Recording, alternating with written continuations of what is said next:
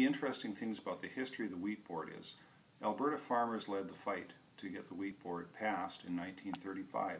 The Act was passed in 1935, but the part that proclaimed gave it single desk powers was not proclaimed at that time.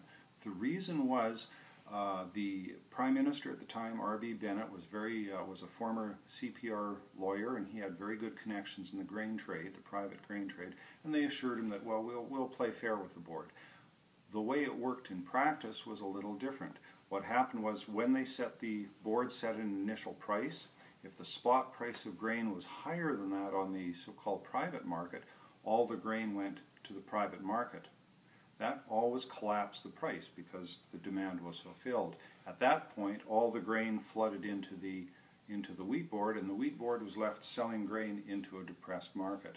So the upshot of that was the federal government was underwriting the Wheat Board's losses.